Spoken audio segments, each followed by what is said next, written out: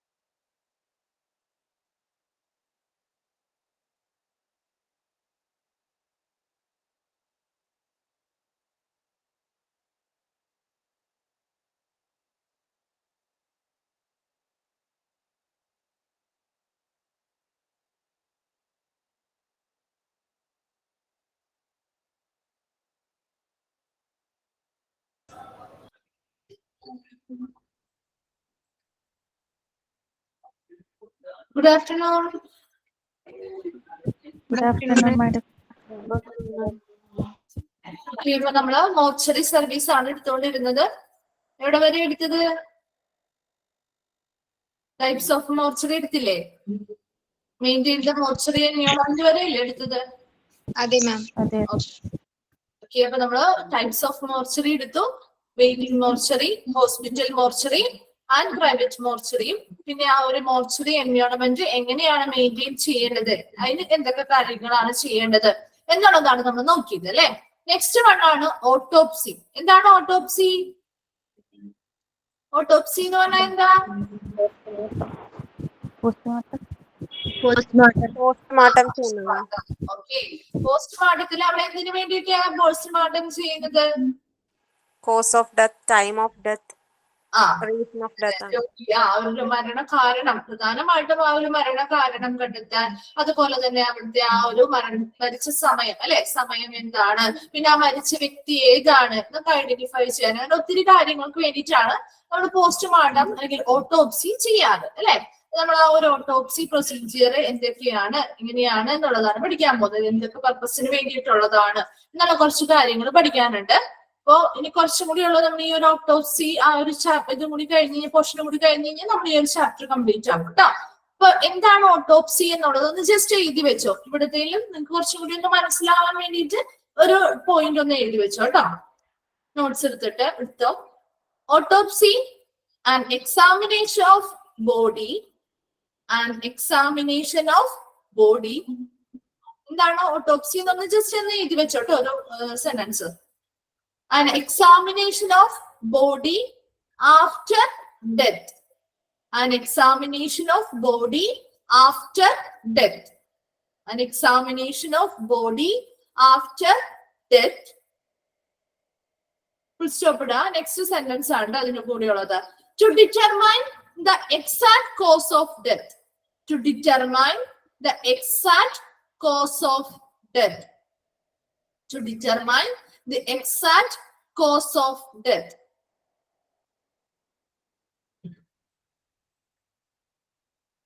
Autopsy, an examination of body after death to determine the exact cause of death. എന്താണ് ആ ഒരു മരിക്കാനുണ്ടായ ശരിയായ മരണ കാരണം അത് കണ്ടെത്തുക, അല്ലെ, ഡിറ്റർമൈൻ ചെയ്യൽ, നിശ്ചയിക്കുക. ആ ഒരു മരണ കാരണം എന്താണ് എന്നുള്ളത് കറക്റ്റ് ആയിട്ട് കണ്ടെത്തുക. അതുപോലെ തന്നെ എന്താണ് ആ ഒരു മരിച്ച അല്ലെ ആ ഒരു മൃതശരീരമാണ് നമ്മൾ എന്ത് ചെയ്യുന്നത്, പരിശോധന നടത്തുന്നത് അല്ലെങ്കിൽ എക്സാമിനേഷനുകൾ നടത്തുന്നത്. ആ ഒരു മൃതശരീരം അല്ലെ മരിച്ചതിന് ശേഷമാണ് ആ ബോഡി എക്സാമിൻ ചെയ്യുന്നത് അല്ലെങ്കിൽ പരിശോധിക്കുന്നത്. ആ ഒരു പ്രൊസീജിയർ ആണ് ഓട്ടോപ്സി അല്ലെങ്കിൽ പോസ്റ്റ്മോർട്ടം എന്ന് പറയുന്നത്, അല്ലെ. അപ്പൊ നോക്കിയേ, autopsy literally meaning self study of A corps. Corps എന്ന് പറഞ്ഞാൽ എന്താ, മൃതദേഹം അല്ലെങ്കിൽ ശവശരീരം എന്നുള്ള മീനിങ് ആണ് കേട്ടോ. കോപ്സ് മൃതദേഹം അല്ലെങ്കിൽ ശവശരീരം. ഇവിടെ മൃതദേഹം അല്ലെങ്കിൽ ശവശരീരം എന്ത് ചെയ്യുന്നു, സ്റ്റഡി ചെയ്യുന്നു അല്ലെങ്കിൽ എക്സാമിൻ ചെയ്യുന്നു. Is carried out for clinical as well as medico legal purposes. അപ്പൊ ഇവിടെ ക്ലിനിക്കൽ ആയിട്ട് അല്ലെങ്കിൽ ക്ലിനിക്കൽ എന്ന് പറഞ്ഞാൽ എന്താണ്, കൂടുതലായിട്ടും അവിടെ ഒരു രോഗം, ഏത് രോഗവുമായി ബന്ധപ്പെട്ട് അല്ലെങ്കിൽ ഏത് രോഗവും കാരണത്താലാണ് അവർ മരണപ്പെട്ടത് എന്നുള്ള കാര്യങ്ങളാണ് നമ്മൾ ക്ലിനിക്കൽ പരമായിട്ട് അല്ലെങ്കിൽ ക്ലിനിക്കൽ ഓട്ടോപ്സി ചെയ്യുന്നത് വഴി കണ്ടെത്തുന്നത്. എന്നാൽ as well as medico legal പർപ്പസിൽ വരുമ്പോഴോ medical as well as legal ആസ്പെക്ട്സുകൾ ഇൻക്ലൂഡഡ് ആണ്, അല്ലെ. മെഡിക്കൽ മാത്രമല്ല, ലീഗൽ ആയിട്ടുള്ള കാര്യങ്ങൾ. അപ്പൊ എന്തെങ്കിലും ക്രൈമോ അല്ലെങ്കിൽ മറ്റേതെങ്കിലും മർഡർ പോലെയുള്ള എന്തെങ്കിലും ലീഗൽ കേസുകളൊക്കെ വന്നാൽ നമ്മൾ അവിടെ ചെയ്യുന്ന പ്രൊസീജിയർ മെഡിക്കൽ ലീഗൽ ഓട്ടോപ്സി ആയിരിക്കും. അപ്പൊ അങ്ങനെ മെഡിക്കൽ ലീഗൽ ഓട്ടോപ്സി ചെയ്യുന്ന സമയത്ത് നമുക്ക് ആ ഒരു ഇൻസിഡന്റ് നടക്കാനുണ്ടായതായിട്ടുള്ള സാഹചര്യങ്ങള്, അവിടെ ഏത് വ്യക്തിയാണ് ആ ഒരു ഇതിനിരയായത്, അതുപോലെ ആ ഒരു വ്യക്തിയെ ഐഡന്റിഫൈ ചെയ്യാൻ പറ്റും. ആ വ്യക്തി അല്ലെങ്കിൽ ആ ഒരു വ്യക്തി മരിക്കാനുണ്ടായതായിട്ടുള്ള ഒരു കാരണം എന്താണ് എന്നുള്ള കാര്യങ്ങളൊക്കെ നമുക്ക് ഈ മെഡിക്കോ ലീഗൽ കേസ് ഓട്ടോപ്സി വഴി മനസ്സിലാക്കാൻ പറ്റും. എന്നാൽ ക്ലിനിക്കൽ ഓട്ടോപ്സി നമ്മൾ ചെയ്യുന്നത് ഇങ്ങനെയുള്ള ലീഗൽ കേസുകൾ വരുന്നതല്ല. അല്ലാതെ അസ്വാഭാവികമായിട്ടുള്ള ആളുകളുടെ മരണമൊക്കെ സംഭവിച്ചു കഴിഞ്ഞാൽ അവർ എന്തുകൊണ്ടാണ് മരിച്ചത്, അല്ലെങ്കിൽ എന്തെങ്കിലും രോഗം ബാധിച്ചത് കൊണ്ട്, ഏതൊക്കെ രോഗങ്ങൾ ബാധിച്ചത് കൊണ്ടാണ് അവർ മരിക്കാനിടയായത് എന്നുള്ള കാര്യങ്ങളൊക്കെയാണ് നമ്മൾ ക്ലിനിക്കൽ ഓട്ടോപ്സിയിൽ ചെയ്യുന്നത്. രണ്ടും നമുക്ക് പഠിക്കാനുണ്ട്. അപ്പൊ അതിൽ ഓട്ടോപ്സി എന്ന് പറഞ്ഞാൽ എന്താണ്, എപ്പോഴും ആ ഒരു മരണത്തിന് ശേഷം അല്ലെ മരിച്ചതിന് ശേഷം ആ ഡെഡ് ബോഡീസ് നമ്മൾ എന്ത് ചെയ്യുന്നു, എക്സാമിൻ ചെയ്യുന്നു അല്ലെങ്കിൽ പരിശോധിക്കുന്നു.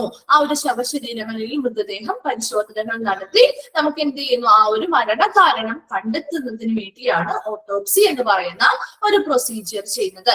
അതിനുള്ളിൽ വരുന്ന രണ്ടായിട്ട് തിരിച്ചിട്ടുണ്ട്. ഈ ഓട്ടോപ്സിയെ രണ്ടായി തിരിച്ചിരിക്കുന്നു. അത് ഒന്നാണ് ക്ലിനിക്കൽ ഓട്ടോപ്സി, രണ്ടാമത്തേതാണ് മെഡിക്കോ ലീഗൽ ഓട്ടോപ്സി. ഓക്കെ, രണ്ടായിട്ട് തിരിച്ചിരിക്കുന്നു. ഓട്ടോപ്സിയുടെ രണ്ട് ടൈപ്പാണ്, ക്ലിനിക്കൽ ഓട്ടോപ്സിയും മെഡിക്കോ ലീഗൽ ഓട്ടോപ്സിയും. ഓക്കെ, ഫസ്റ്റ് വൺ നോക്കിയേ, ക്ലിനിക്കൽ ഓട്ടോപ്സി. ക്ലിനിക്കൽ ഓട്ടോപ്സി എന്ന് പറഞ്ഞാൽ എന്താണ്, loosely termed as pathological autopsy. അപ്പൊ ക്ലിനിക്കൽ ഓട്ടോപ്സിയുടെ മറ്റൊരു പേരാണ് എന്ത്, പാത്തോളജിക്കൽ ഓട്ടോപ്സി എന്ന് പറയുന്നത്. അപ്പൊ ക്ലിനിക്കൽ ഓട്ടോപ്സി അല്ലെങ്കിൽ പാത്തോളജിക്കൽ ഓട്ടോപ്സി എന്ന് ചോദിച്ചാൽ സെയിം ആണ് കേട്ടോ. ക്ലിനിക്കൽ ഓട്ടോപ്സിയുടെ മറ്റൊരു പേരാണ് എന്ത്, also known as pathological autopsy എന്ന് കൂടി അറിയപ്പെടുന്നു. Okay, is carried out to diagnose the disease which has lead to the mortality when anti-mortem efforts have failed. ഇനി ഇവിടെ എന്താണ് മോർട്ടാലിറ്റി എന്ന് പറയുന്നത്, മരണം അല്ലെങ്കിൽ മരണനിരക്ക് അല്ലെങ്കിൽ ആ മരണം എന്നുള്ളതാണ് കേട്ടോ. ഒരാള് മരിക്കുകയാണ്, ആ ഒരാളുടെ മരണത്തിന് വേണ്ടി ഏത് രോഗം മൂലമാണോ ആ ഒരാൾ മരിച്ചത്, അല്ലെങ്കിൽ ഏത് രോഗമാണ് ആ വ്യക്തിയെ മരണത്തിലേക്ക് നയിച്ചത്, അതാണ് ലീഡ് ചെയ്യുക എന്ന് പറയുന്നത്, നയിക്കുക. ഏത് രോഗമാണ് ആ ഒരു വ്യക്തിയെ മരണത്തിലേക്ക് നയിച്ചത് എന്നുള്ള കാര്യം എന്ത് ചെയ്യുന്നു, ഡയഗ്നൈസ് ചെയ്യുന്നു, നിർണയിക്കുന്നു.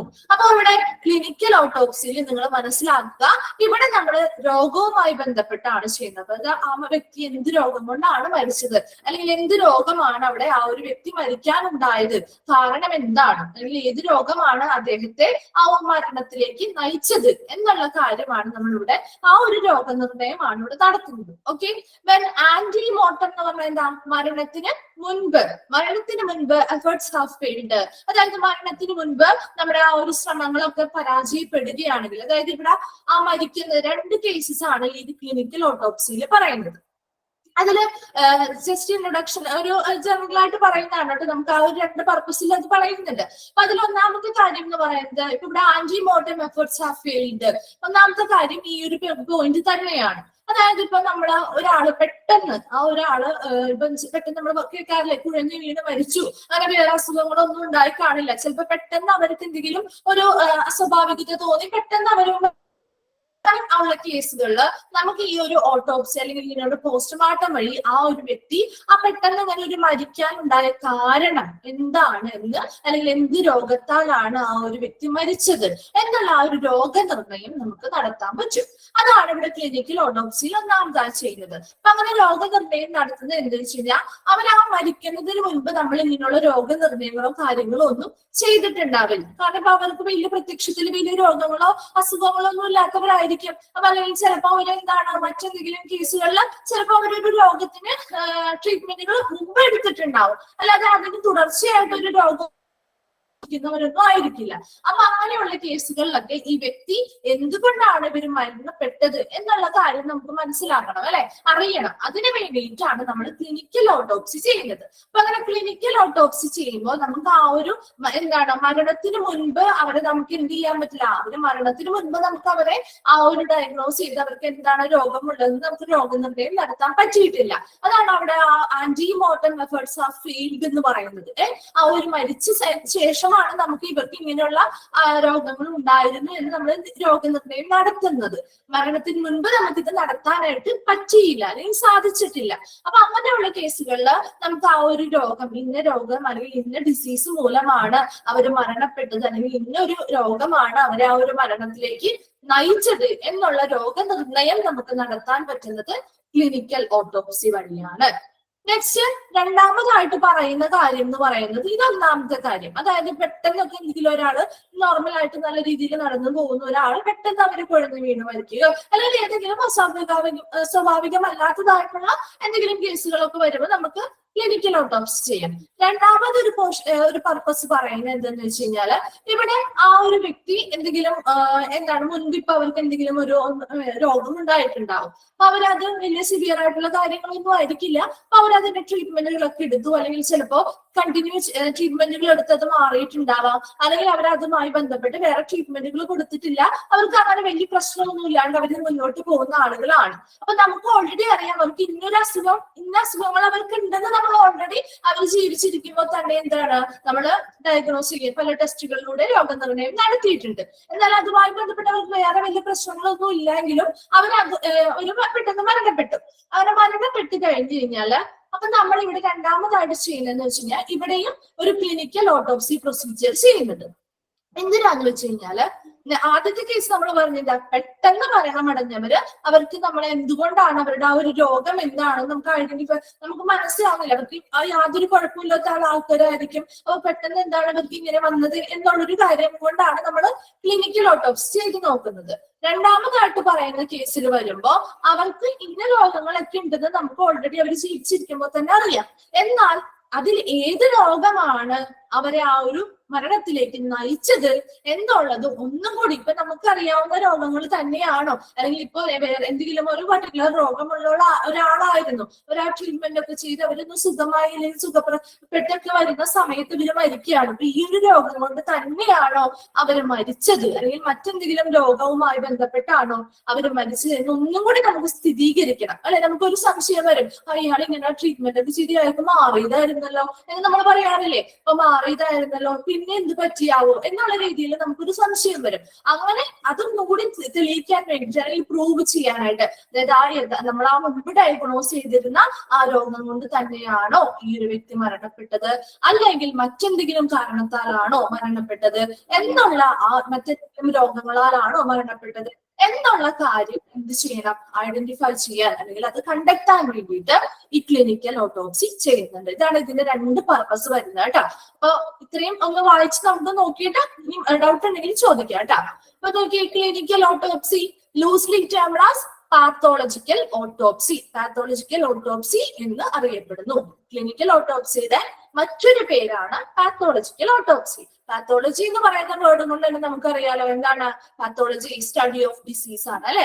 ഡിസീസ് അല്ലെങ്കിൽ രോഗവുമായി ബന്ധപ്പെട്ട കാര്യങ്ങളാണ് ഇതിൽ ഡിസ്കസ് ചെയ്യുന്നത് നമ്മൾ. അപ്പൊ അങ്ങനെ ഒരു ചിന്ത വെച്ചുകൊണ്ട് നോക്കിയാൽ മതി കേട്ടോ.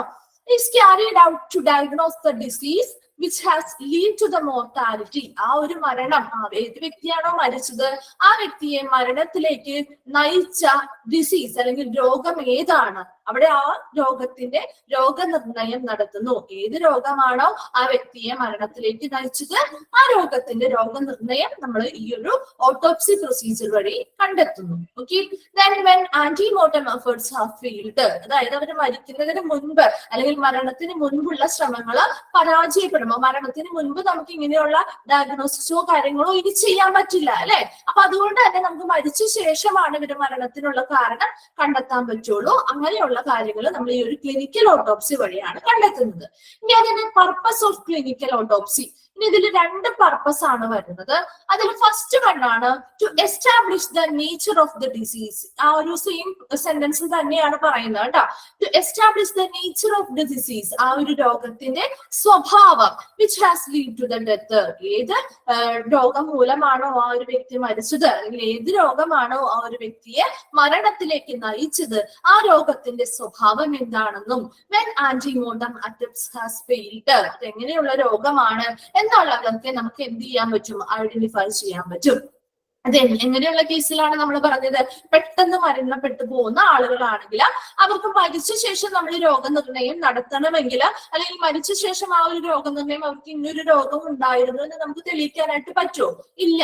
അതേസമയം മരിക്കുന്നതിന് മുൻപായിരുന്നെങ്കിൽ നമുക്ക് പല ടെസ്റ്റുകളിലൂടെയും അവർക്ക് ഇന്ന രോഗങ്ങൾ ഉണ്ടായിരുന്നു എന്ന് തെളിയിക്കാം. എന്നാൽ ഇവിടെ അങ്ങനെ ആ ഒരു ആന്റിമോർട്ടം അല്ലെങ്കിൽ ആ മരണത്തിന് മുൻപ് ഇങ്ങനെ ഒരു രോഗം ഉണ്ടായിരുന്നു എന്നുള്ളത് ഡയഗ്നോസ് ചെയ്യാനായിട്ട് നമുക്ക് ഫെയിൽ ആയി പോയി നമ്മൾ. കാരണം എന്താ, ചെയ്യാൻ പറ്റില്ല, മരിച്ചു കഴിഞ്ഞു ആ വ്യക്തി. അപ്പൊ അതുകൊണ്ട് തന്നെ മരിച്ചതിന് ശേഷം നമ്മൾ എന്ത് ചെയ്യും, ഏത് രോഗമാണോ അവർക്കിൽ ഉണ്ടായിരുന്നത് അല്ലെങ്കിൽ ഏത് രോഗം കാരണമാണ് അവർ മരണമടഞ്ഞത്, ആ രോഗത്തിന്റെ സ്വഭാവം എന്താണ് എന്നുള്ള കാര്യങ്ങൾ നമ്മൾ ക്ലിനിക്കൽ ഓട്ടോപ്സി വഴി എന്ത് ചെയ്യുന്നു, എസ്റ്റാബ്ലിഷ് ചെയ്യുന്നു അല്ലെങ്കിൽ സ്ഥാപിക്കുന്നു, അല്ലെങ്കിൽ അത് മനസ്സിലാക്കുന്നു. രണ്ടാമത്തേന്ന് പറഞ്ഞു നോക്കി, to study pathology of the disease which has lead to death. ഇനി ആ ഒരു ഡിസീസ് എന്താണ്, അതുമായി ബന്ധപ്പെട്ട സ്റ്റഡികൾ അല്ലെ, ആ ഒരു ഡിസീസ് അതിന്റെ കാരണങ്ങൾ എന്താണ്, ആ ഒരു രോഗം അവർക്ക് വരാനായിട്ടുള്ള കാരണം എന്താണ് എന്നുള്ള കാര്യങ്ങളൊക്കെ നമ്മൾ ഓൾറെഡി എന്ത് ചെയ്യുന്നു, even when the diagnosis has been established prior to death. അവിടെ നമ്മൾ ആ ഒരു ഡെത്തിന് മുൻപ്, അവർ മരിക്കുന്നതിന് മുൻപ് എന്ത് ചെയ്യുന്നതാണ് പ്രയർ എന്ന് പറയാം. പ്രയർ ടു ഡെത്ത്, മരിക്കുന്നതിന് മുൻപ്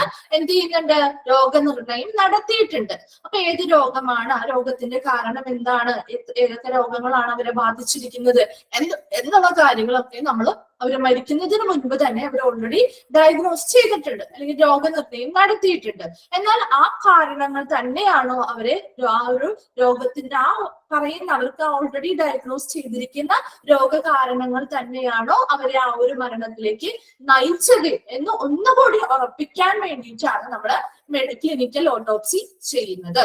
ആ 2 കേസും ഒന്ന് വായിച്ചു നോക്കിയിട്ട് വേഗം മനസ്സിലായില്ലെങ്കിൽ ഒന്ന് ചോദിച്ചേ.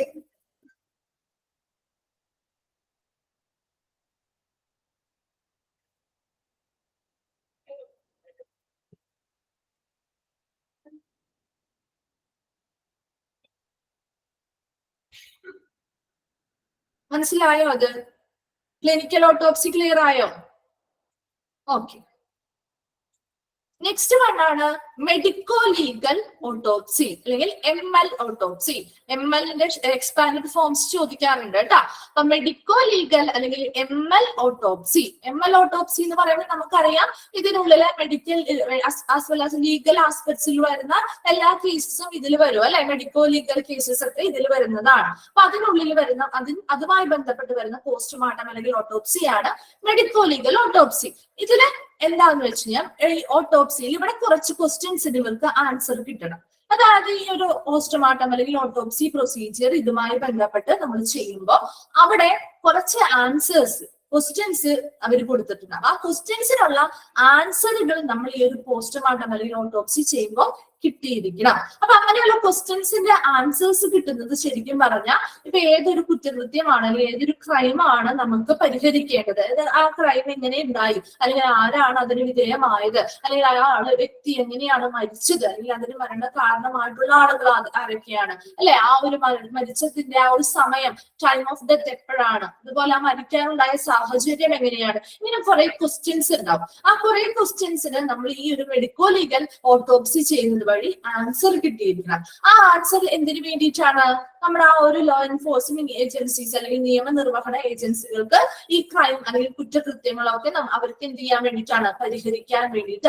അതിനൊരു പരിഹാരം കണ്ടെത്താൻ വേണ്ടിയിട്ട് ഈ എവിഡൻസുകൾ അവരെ സഹായിക്കുന്നു. അതിനു വേണ്ടിയിട്ട് ഇങ്ങനെയുള്ള കുറച്ച് ക്വസ്റ്റ്യൻസിന്റെ ആൻസേഴ്സ് കിട്ടുക എന്നുള്ളതാണ് പ്രധാനമായിട്ടും ഈ മെഡിക്കോ ലീഗൽ ഓട്ടോപ്സിയിൽ ചെയ്യുന്നത്. നോക്കിയേ, മെഡിക്കോ ലീഗൽ ഓട്ടോപ്സി അല്ലെങ്കിൽ ML autopsy is executed with the aim of providing answers to questions about the identity. കുറച്ച് ക്വസ്റ്റ്യൻസിന് ഇവിടെ ആൻസർ കിട്ടിയിരിക്കണം. നമ്മൾ ഈ ഒരു പോസ്റ്റ്മോർട്ടം അല്ലെങ്കിൽ ഓട്ടോപ്സി പ്രൊസീജിയർ ചെയ്ത് കഴിയുമ്പോൾ അവർക്ക് കുറച്ച് ആൻസേഴ്സ് ഈ ഒരു ക്വസ്റ്റ്യൻസുമായി ബന്ധപ്പെട്ട് കിട്ടിയിരിക്കണം. അതിൽ പ്രധാനമായിട്ടും വരുന്ന ക്വസ്റ്റ്യൻസ് എന്തൊക്കെയാണ്? എബൌട്ട് ദ ഐഡന്റിറ്റി, ഏത് വ്യക്തിയാണോ മരണമടഞ്ഞത് ആ വ്യക്തിയുടെ ഐഡന്റിറ്റി അല്ലെങ്കിൽ വ്യക്തിത്വം ഏതാണ്. നമുക്കറിയാം ചില ആളുകളുടെ ഒന്നും ചിലപ്പോ ഐഡന്റിഫൈ ചെയ്യാനായിട്ട് പറ്റാത്ത കേസുകൾ ഉണ്ടാവും അല്ലെ. അപ്പൊ അതിൻ്റെതായ പ്രൊസീജിയേഴ്സും കാര്യങ്ങളും ഒക്കെ ഉണ്ട് ഐഡന്റിഫൈ ചെയ്യാനായിട്ട്. അപ്പൊ അങ്ങനെ ആ പ്രൊസീജിയറും കാര്യങ്ങളും ഒക്കെ ഉപയോഗിച്ചുകൊണ്ട് ആ വ്യക്തി ഏതാണ്, ആ വ്യക്തിത്വം, അവരുടെ ആ ഒരു ഐഡന്റിറ്റി എങ്ങനെയാണ്, എന്താണ് എന്നുള്ളത് എന്ത് ചെയ്യുക, ആ ഒരു ചോദ്യത്തിന് ആൻസർ കണ്ടെത്തുക. രണ്ടാമതായി പറയുന്ന ഓക്കെ, കോസ് ഓഫ് ഡെത്ത്, അവിടെ ആ അവര് മരിക്കാനുണ്ടായതായിട്ടുള്ള മരണ കാരണം എന്താണ് എന്നുള്ളതും ആൻസർ ചെയ്യണം. അതൊരു ക്വസ്റ്റ്യൻ ആണ്. ആ ക്വസ്റ്റ്യന് നമ്മൾ എന്ത് ചെയ്യണം, ഉത്തരം കണ്ടെത്തിയിരിക്കണം. ദെൻ നെക്സ്റ്റ് വൺ നോക്കി, ടൈം ഓഫ് ഡെത്ത്, ആ മരണസമയം, മരണവുമായി ബന്ധപ്പെട്ട സമയം അല്ലെ. നമുക്കറിയാം ഇന്ന സമയം മുതൽ ഇന്ന സമയത്തിനും ഇടയിലായിരിക്കും മരണം സംഭവിച്ചിരിക്കുക, അല്ലെങ്കിൽ ഇത്ര മണിക്കൂറായി അവിടെ മരിച്ചിട്ട് എന്നുള്ള കാര്യങ്ങളൊക്കെ നമ്മൾ സിനിമകളിലാണെങ്കിലൊക്കെ കേട്ടിട്ടുണ്ടാവില്ലേ നിങ്ങൾ. അപ്പൊ അങ്ങനെയുള്ള കാര്യങ്ങൾ, അതായത് ആ മരണസമയം, അവരുടെ ആ ഒരു മരിച്ചു കഴിഞ്ഞ എത്ര സമയമായി എന്നുള്ള കാര്യങ്ങളൊക്കെ ടൈം ഓഫ് ഡെത്ത്, അതിന് ആൻസർ കിട്ടിയിരിക്കുക. അതുപോലെ തന്നെ സിറ്റുവേഷൻസ് ഓഫ് ഡെത്ത്, എന്താണ് സിറ്റുവേഷൻസ്, ആ മരണവുമായി ബന്ധപ്പെട്ട് അവിടെയുള്ള ആ ഒരു സന്ദർഭം, ആ മരിക്കാനുണ്ടായതായിട്ടുള്ള ഒരു സാഹചര്യം അല്ലെ, ആ സിറ്റുവേഷൻ എങ്ങനെയായിരുന്നു എന്നുള്ള കാര്യങ്ങളൊക്കെ അതിനൊക്കെ ഒരു ആൻസർ കിട്ടുന്ന രീതിയിലായിരിക്കണം ഈ ഒരു മെഡിക്കോ ലീഗൽ ഓട്ടോപ്സി പ്രൊസീജിയർ ചെയ്യാനായിട്ട്. Etcetera is benefiting the law enforcing agencies to settle the crime. ഇനി ആർക്കാണ് പ്രയോജനപ്രദമായിട്ടുള്ളത്? ലോ എൻഫോഴ്സിംഗ് ഏജൻസീസ് അല്ലെങ്കിൽ നിയമ നിർവഹണ ഏജൻസികൾ. അവർക്ക് എന്തിനു വേണ്ടിയിട്ടാണ് ഇങ്ങനെയുള്ള കാര്യങ്ങളെ കുറിച്ചുള്ള അറിവ് കിട്ടുന്നത്?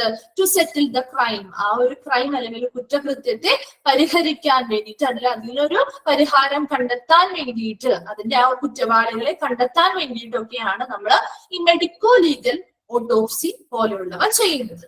കിട്ടിയോ? മെഡിക്കോ ലീഗൽ ഓട്ടോപ്സി എന്താണ്? മെഡിക്കോ ലീഗൽ ഓട്ടോപ്സി എന്ന് ക്ലിയർ ആയോ? ഓക്കെ, നെക്സ്റ്റ് വണ്ണാണ്. അതിനുള്ളിലും കുറച്ച് പർപ്പസസ് ഉണ്ട്. പർപ്പസസ് ഓഫ് ML എന്നാണ് കേട്ടോ. ഇത് ML ആക്കിയേക്കാം. LI ആണ് ഇവിടെ കിടക്കുന്നത്. ML ഓട്ടോപ്സി എന്നാക്കിയേക്കാം കേട്ടോ. പർപ്പസ് ഓഫ് ML ഓട്ടോപ്സി എന്നീ മെഡിക്കോ ലീഗൽ ഓട്ടോപ്സിയുടെ പർപ്പസ് അല്ലെങ്കിൽ ആവശ്യകതകൾ എന്തൊക്കെയാണ്? ഇത് നമ്മൾ പറയുന്ന ക്വസ്റ്റ്യൻസ് തന്നെയാണ്, ഒരു കുറച്ചും കൂടി എക്സ്പാൻഡ് ചെയ്ത് കൊടുത്തിരിക്കുന്നു എന്ന് മാത്രം കേട്ടോ. ഫസ്റ്റ് വൺ നോക്കി, to find out exact cause and manner of death, ആ ഒരു മരണ രീതി എങ്ങനെയാണ്, കറക്റ്റ് ആ ഒരു കൃത്യമായിട്ടുള്ള കാരണം എന്താണ് എന്നുള്ളത് എന്ത് ചെയ്യുക, കണ്ടെത്തുക. അതാണ് ഒന്നാമതായി പറയുന്നത്.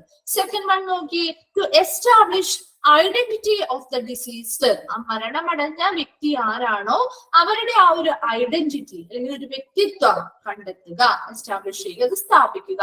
ഏത് വ്യക്തിയാണ് എന്നുള്ളത് നമ്മൾ ഉറപ്പിക്കണം വേണ്ടേ? എന്നാലല്ലേ അതിനനുസരിച്ചുള്ള തെളിവുകൾ നമുക്ക് സ്വീകരിക്കാൻ പറ്റുള്ളൂ. അപ്പൊ ആ ഒരു വ്യക്തിയെ മനസ്സിലാവാതെ ഇരുന്ന് കഴിഞ്ഞാൽ പറ്റില്ല അല്ലെ. അപ്പൊ ആ ഒരു കേസിന് നമുക്ക് എന്ത് ചെയ്യാൻ പറ്റില്ല, പുതിയതായിട്ടുള്ള എവിഡൻസ് കിട്ടാനോ അല്ലെങ്കിൽ മറ്റ് ആ ഒരു കേസ് മുന്നോട്ട് കൊണ്ടുപോകാനോ സാധിക്കാത്ത ഒരു അവസ്ഥ വരുന്നതുകൊണ്ട് തന്നെ അവിടെ അതിന്റെ ഐഡന്റിറ്റി എന്ത് ചെയ്യുക, അവരുടെ ആ ഒരു വ്യക്തിത്വം ഉറപ്പാക്കുക അല്ലെങ്കിൽ അത് കണ്ടെത്തുക. തേർഡ് പോയിന്റ് നോക്കി, to find out time since death, ആ മരണപ്പെട്ട് ഇതിന് എത്ര സമയമായി ആ ഒരു മരണം നടന്നിട്ട് എന്നുള്ള കാര്യങ്ങളൊക്കെ എന്ത് ചെയ്യുക, കണ്ടെത്തുക. ഫോർത്ത് പോയിന്റ് നോക്കി, to collect the trace evidence. Trace evidence എന്ന് പറയുന്നത് തെളിവുകൾ അല്ലെ, തെളിവുകളൊക്കെ അതുമായി ബന്ധപ്പെട്ട എല്ലാ തെളിവുകളും എന്ത് ചെയ്യുക, കളക്ട് ചെയ്യുക. ഫിഫ്ത് വൺ നോക്കി, reorganisation of the crime scene. എന്താണ് റീഓർഗനൈസേഷൻ എന്ന് പറഞ്ഞാൽ? പുനരാവിഷ്കരണം അല്ലെങ്കിൽ റീക്രിയേഷൻ എന്നൊക്കെ പറയാം. അപ്പൊ നമുക്ക് അറിയാം, ഇപ്പൊ സിനിമകളിലൊക്കെ കണ്ടിട്ടില്ലേ ക്രൈം സീനുകളൊക്കെ പുനരാവിഷ്കരിക്കുന്നത്, എങ്ങനെയാണ് ആ ഒരു സംഭവം ഇൻസിഡന്റ് നടന്നത് എന്നുള്ള കാര്യങ്ങളൊക്കെ മനസ്സിലാക്കാൻ വേണ്ടിയിട്ട് എന്ത് ചെയ്യുന്നു, പുനരാവിഷ്കരിക്കുന്നു. അപ്പൊ ഇതിനെ പറ്റിയുള്ള കറക്റ്റ് ആയിട്ടുള്ള എവിഡൻസുകളും കാര്യങ്ങളും കിട്ടിയാൽ മാത്രമേ നമുക്ക് ആ ഒരു ക്രൈം സീൻ അല്ലെങ്കിൽ ആ ഒരു സന്ദർഭം എന്ത് ചെയ്യാൻ പറ്റുള്ളൂ? പുനരാവിഷ്കരിക്കാൻ പറ്റുള്ളൂ. അപ്പൊ അതിനും കൂടി ഇങ്ങനെയുള്ള കാര്യങ്ങളൊക്കെ കൺസിഡർ ചെയ്തുകൊണ്ട് ഇതെല്ലാം കണ്ടെത്തുന്നതിനായിട്ടാണ് നമ്മൾ മെഡിക്കൽ ലീഗൽ ഓട്ടോപ്സി പോലെയുള്ള പ്രൊസീജിയർ ചെയ്യുന്നത്. എന്തൊക്കെയായിരുന്നു പർപ്പസ് പറഞ്ഞത്? ഫസ്റ്റ് വൺ പറഞ്ഞ എന്താ? ആ ഒരു ഡെത്തിന്റെ മാനർ, അല്ലെങ്കിൽ ആ ഒരു ഡെത്തിന്റെ ആ ഒരു രീതി എങ്ങനെയാണ്, ആ ഒരു മരിക്കുന്ന ആ ഒരു മരണം സംഭവിച്ച ആ ഒരു രീതി എങ്ങനെയായിരുന്നു, അതുപോലെ കൃത്യമായിട്ടുള്ള അതിന്റെ ആ ഒരു കാരണം എന്താണ് എന്നുള്ളത് കണ്ടെത്തുക. രണ്ടാമതായിട്ട് പറഞ്ഞത് എന്താ? ആ ഒരു മരണപ്പെട്ട വ്യക്തിയുടെ ഐഡന്റിറ്റി അല്ലെങ്കിൽ വ്യക്തിത്വം കണ്ടെത്തുക. മൂന്നാമതായി എന്താ പറഞ്ഞത്?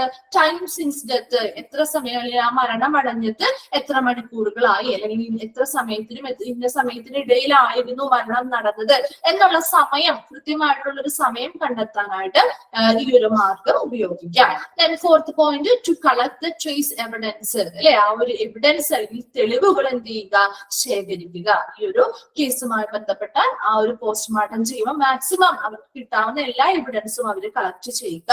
Then fifth point, reorganisation of the crime scene, ആ മരണം അടഞ്ഞ ആ ഒരു സംഭവം അല്ലെങ്കിൽ ആ ഒരു സീൻ അല്ലെങ്കിൽ ആ ഒരു എന്താണ് അതിന്റെ ആ ഒരു എങ്ങനെയാണ് മരിച്ചത് എന്നുള്ള കാര്യങ്ങളൊക്കെ ഒന്നുകൂടി പുനരാവിഷ്കരിക്കുക. അതാണ് റീഓർഗനൈസേഷൻ അല്ലെങ്കിൽ പുനരാവിഷ്കരണം, റീക്രിയേഷൻ എന്നൊക്കെ പറയും. അപ്പൊ അങ്ങനെയുള്ള ക്രൈം സീനുകളൊക്കെ നമ്മൾ സിനിമകളിലൊക്കെ കണ്ടിട്ടുണ്ടാവും, അല്ലെ? അപ്പൊ ആ ഒരു സീൻ ഇത് തന്നെ ഡെമ്മിയൊക്കെ ഉപയോഗിച്ചിട്ട് നമ്മൾ ചെയ്തു നോക്കുന്നത്. അപ്പൊ അത് ആ ഒരു കറക്റ്റ് ആയിട്ട് ആ ഒരു നിഗമനത്തിലേക്ക് അല്ലെങ്കിൽ കറക്റ്റ് ആയിട്ട് അത് എങ്ങനെയാണ് ആ ഒരു മരണം സംഭവിച്ചത്, എല്ലാ കാര്യങ്ങളും നമ്മൾ ഈ കണ്ടെത്തിയിരിക്കുന്നതൊക്കെ ശരിയാണോ എന്നുള്ളതൊക്കെ ഒന്ന് പ്രൂവ് ചെയ്യാനും കൂടി വേണ്ടിയിട്ടാണ് നമ്മൾ അങ്ങനെ റീക്രിയേറ്റ് ചെയ്ത് നോക്കുന്നത്. അങ്ങനെയുള്ള എല്ലാ കാര്യങ്ങളും കിട്ടുന്നതിന് തെളിവുകൾ എവിടെ നിന്നാണ് വേണ്ടത്? ഇങ്ങനെയുള്ള കാര്യങ്ങളൊക്കെ ഐഡന്റിഫൈ ചെയ്യാൻ അല്ലെങ്കിൽ ഫൈൻഡ് ഔട്ട് ചെയ്യുന്നതിന് നമ്മുടെ ഈ ഒരു മെഡിക്കോ ലീഗൽ ഓട്ടോപ്സി വഴി സഹായിക്കുന്നു. കിട്ടിയോ മെഡിക്കോ ലീഗൽ ഓട്ടോപ്സി? ഓക്കെ. അപ്പൊ ഈ ഒരു ക്ലിനിക്കൽ ഓട്ടോപ്സിയും മെഡിക്കോ ലീഗൽ ഓട്ടോപ്സിയും ഇനി എന്തെങ്കിലും ഡൗട്ട്സ് ഉണ്ടോ?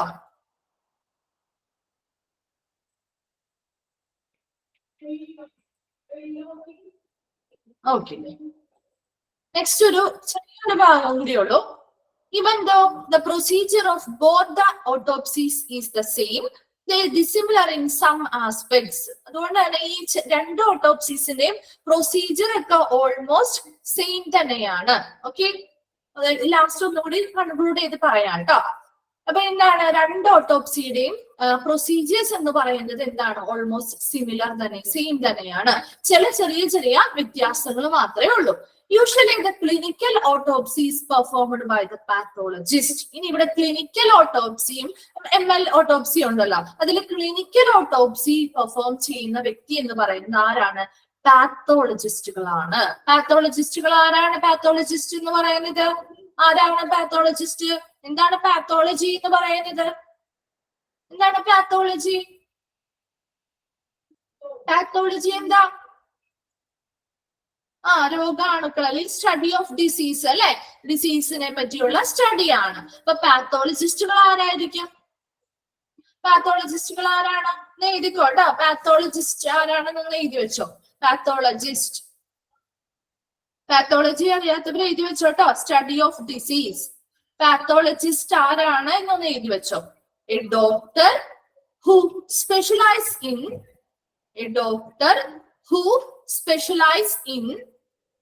a doctor who specialize in understanding the nature and cause of disease. A doctor who specialize in understanding the nature and cause of disease. Understanding the nature and cause of disease. Pathologist, a doctor who specializes in understanding the nature and cause of disease. അപ്പൊ അവിടെ ആ ഒരു doctor ആണ് അല്ലെ പാത്തോളജിസ്റ്റുകൾ എന്ന് പറയുന്നത്. എന്തിൽ specialise ചെയ്തിരിക്കുന്ന ഡോക്ടേഴ്സ് ആണ്? അതായത് ഓരോ രോഗങ്ങള്, അതിന്റെ ആ ഒരു രോഗകാരണങ്ങള്, അതുപോലെ രോഗത്തിന്റെ ആ ഒരു സ്വഭാവം എന്നിവയൊക്കെ മനസ്സിലാക്കി അതിൽ സ്പെഷ്യലൈസ് ചെയ്തിരിക്കുന്ന ഡോക്ടേഴ്സ് ആണ് പാത്തോളജിസ്റ്റുകൾ എന്ന് പറയുന്നത്. അപ്പൊ അവരുടെ ആ ഒരു രോഗത്തെ കുറിച്ച്, ഓരോ രോഗത്തെയും അതിൻ്റെതായ കാരണങ്ങള്, ഇന്ന രോഗത്തിന് ഇന്ന കാരണങ്ങളാലാണ് ഇന്ന രോഗം വരുന്നത്, അതിനെങ്ങനെയാണ്, ഇതിന്റെ ഇന്ന സ്വഭാവങ്ങളാണ് ഇന്ന രോഗത്തിനുള്ളത്, അതുപോലെ അതിന് അതിനനുസരിച്ച് എന്തൊക്കെ ട്രീറ്റ്മെന്റുകൾ കൊടുക്കണം എന്ന കാര്യങ്ങളിലൊക്കെ സ്പെഷ്യലൈസ് ചെയ്തിരിക്കുന്ന ഡോക്ടേഴ്സ് ആണ് പാത്തോളജിസ്റ്റുകൾ എന്ന് പറയുന്നത്. അവരാണ് ഏത് ഓട്ടോപ്സി പെർഫോം ചെയ്യുന്നത്? Clinical autopsy. നമ്മൾ പറഞ്ഞു ക്ലിനിക്കൽ ഓട്ടോപ്സിയില് ഒരു രോഗം അല്ലെങ്കിൽ ഒരു ഡിസീസ് അതിന്റെ രോഗനിർണയമാണ് നടത്തുന്നത് അല്ലെ. മരണപ്പെട്ടവരില് എന്ത് ചെയ്യുന്നു? നമ്മള് ക്ലിനിക്കൽ ഓട്ടോപ്സി പോലുള്ള പോസ്റ്റ്മോർട്ടം ചെയ്തിട്ട് അവർ ആ ഒരു മരണ കാരണത്തിനുണ്ടായ ആ രോഗം എന്താണ്, ആ മരിക്കാനുണ്ടായ രോഗത്തെ കുറിച്ചാണ് കണ്ടെത്തുന്നത് അല്ലെ. അതുകൊണ്ട് തന്നെ അതുമായി ബന്ധപ്പെട്ട സ്പെഷ്യലൈസ്ഡ് ആയിട്ടുള്ള പാത്തോളജിസ്റ്റുകളാണ് ചെയ്യുന്നത്. നെക്സ്റ്റ് ആണ് ML autopsy. ML autopsy by a forensic expert. ML autopsy ചെയ്യുന്നത് ഫോറൻസിക് വിദഗ്ധരാണ്. കാരണം കുറച്ചുകൂടി തെളിവുകൾ എവിഡൻസും കാര്യങ്ങളും കളക്ട് ചെയ്യേണ്ടതായിട്ടുണ്ട് അല്ലെ ഈ പോസ്റ്റ്മോർട്ടം ചെയ്യുമ്പോൾ. അപ്പൊ അതുകൊണ്ട് തന്നെ ML ഓട്ടോപ്സി പെർഫോം ചെയ്യുന്നത് ഫോറൻസിക് എക്സ്പേർട്ടുകളാണ്. ഫോറൻസിക് എക്സ്പേർട്ട് എന്താണെന്ന് നമ്മൾ ഇത് വെച്ചോട്ടോ. An expert is applying scientific an expert is applying scientific technical or medical knowledge to the purpose of law. An expert, is applying scientific, technical or medical knowledge to the purpose of law. Forensic എക്സ്പേർട്ടുകളുടെ കാര്യമാണ് കേട്ടോ പറഞ്ഞത്. Forensic എക്സ്പേർട്ടുകൾ എന്ന് പറഞ്ഞാൽ അവർ ഇതിലാണ് expert ആയിരിക്കുന്നത്. അവരവരുടെ scientific പരമായിട്ടുള്ളതോ അല്ലെങ്കിൽ ടെക്നിക്കൽ ആയിട്ടുള്ളതോ അല്ലെങ്കിൽ മെഡിക്കൽ പരമായിട്ടുള്ള എല്ലാ നോളജുകളും അല്ലെങ്കിൽ എല്ലാ അറിവുകളും അവർ എന്ത് ചെയ്യുന്നു? ലോ എന്ന് പറയുന്നത് അല്ലെങ്കിൽ നിയമവുമായി ബന്ധപ്പെട്ട എല്ലാ പർപ്പസുകൾക്കും വേണ്ടി ഉപയോഗിക്കുന്നു. അപ്പൊ അങ്ങനെയുള്ള ഒരു ഫോറൻസിക് വിദഗ്ധര് അങ്ങനെയുള്ള അവർക്ക് എല്ലാ രീതിയിലുമുള്ള ഒരു സയന്റിഫിക് ആയിട്ടാണ് ഈ ഒരു ML ഓട്ടോപ്സിയിൽ നമ്മൾ ആ ഒരു ഡെഡ് ബോഡീസ് എന്ത് ചെയ്യേണ്ടത്? പരിശോധിക്കേണ്ടത് അല്ലെ. അപ്പൊ സയന്റിഫിക് രീതിയിൽ അങ്ങനെയുള്ള കാര്യങ്ങൾ പരിശോധിക്കുന്നതുമായി ബന്ധപ്പെട്ട് ഒരു ഫോറൻസിക് എക്സ്പേർട്ട് വേണം അവിടെ. ഒന്നുകൂടി പറയണോ? ഫോറൻസിക് എക്സ്പേർട്ട് എന്ന് പറഞ്ഞാൽ ആരാണ്? An expert, is applying scientific, technical or medical knowledge to the purpose of law. അല്ലെങ്കിൽ നിയമവുമായി ബന്ധപ്പെട്ട ആ ഒരു ആവശ്യകതയ്ക്ക് വേണ്ടിയിട്ട് ഫോറൻസിക് എക്സ്പേർട്ടുകൾ എന്ത് ചെയ്യുന്നു? അവരുടെ സയന്റിഫിക് ആയിട്ടുള്ള നോളജ്, അവരുടെ ടെക്നിക്കൽ പരമായിട്ടുള്ള നോളജ്, അതുപോലെ തന്നെ അവരുടെ മെഡിക്കൽ പരമായിട്ടുള്ള നോളജ് ഒക്കെ ഉപയോഗിച്ചുകൊണ്ട് അവരെന്ത് ചെയ്യുന്നു? ഓരോ ഓപ്പറേഷൻസ് പോലുള്ള ഓരോ കാര്യങ്ങളും എന്ത് ചെയ്യുന്നു? പ്രൊസീജിയേഴ്സും ചെയ്യുകയും അതിനൊരു വളരെ ശാസ്ത്രീയപരമായിട്ടുള്ള നിരീക്ഷണങ്ങൾ നടത്തുകയും അല്ലെങ്കിൽ എക്സാമിനേഷൻസ് നടത്തി അതിനുള്ള എവിഡൻസുകൾ പോലെയുള്ള കാര്യങ്ങൾ കണ്ടെത്തുന്നു. അവരാണ് ഫോറൻസിക് എക്സ്പേർട്ടുകൾ അല്ലെങ്കിൽ ഫോറൻസിക് വിദഗ്ധർ എന്ന് പറയുന്നത്. ഇവിടെ കുറച്ചും കൂടി സൂക്ഷ്മമായിട്ട് എന്ത് ചെയ്യേണ്ടതാണ്?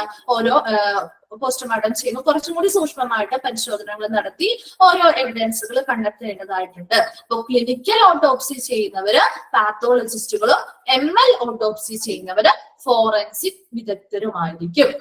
കിട്ടിയോ? അപ്പൊ ഇത്രയും പോയിന്റ്സ് ആണ് നമ്മുടെ ആ ഒരു ചാപ്റ്ററിലുള്ളത്. നമ്മുടെ ഒരു ചാപ്റ്റർ കംപ്ലീറ്റ് ആയി. അതില് ഓട്ടോപ്സി ആണ് നമ്മൾ പറഞ്ഞത് അല്ലെ. ഓട്ടോപ്സി എന്ന് പറയുന്നത് എന്താണ്? മരണത്തിന് ശേഷം ആ ഡെഡ് ബോഡീസിന് നമ്മൾ എന്ത് ചെയ്യുന്നു? പരിശോധനകൾ നടത്തുന്നു. ആ ഒരു മരണത്തിന്റെ കാരണം കണ്ടെത്താൻ വേണ്ടിയിട്ടാണ് നമ്മൾ ആ ഒരു പരിശോധനകൾ നടത്തുന്നത്.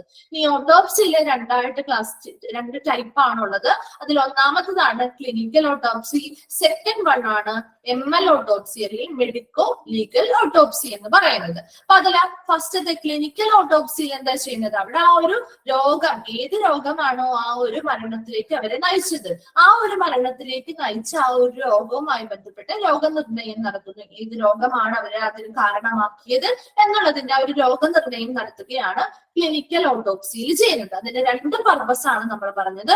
ഒന്നാമത്തെ പർപ്പസ് എന്ന് പറയുന്നത് ആ ഒരു രോഗനിർണയം നടത്തും അല്ലെങ്കിൽ ആ ഒരു രോഗത്തിന്റെ സ്വഭാവം, ആ മരണ കാരണമായ രോഗത്തിന്റെ സ്വഭാവം എന്താണെന്ന് നമ്മൾ ഐഡന്റിഫൈ ചെയ്യണം അല്ലെങ്കിൽ മനസ്സിലാക്കുന്നതിന് വേണ്ടിയിട്ട് നമുക്ക് അതിന് മുൻപ് പെട്ടെന്നുണ്ടാവുന്ന ഒരു മരണമാണ് ആണെങ്കിൽ നമുക്ക് ആ ഒരു അതിന് മുൻപ് അവർ മരിക്കുന്നതിന് മുൻപ് രോഗനിർണയം ഒന്നും ചെയ്യാൻ പറ്റിയിട്ടില്ല.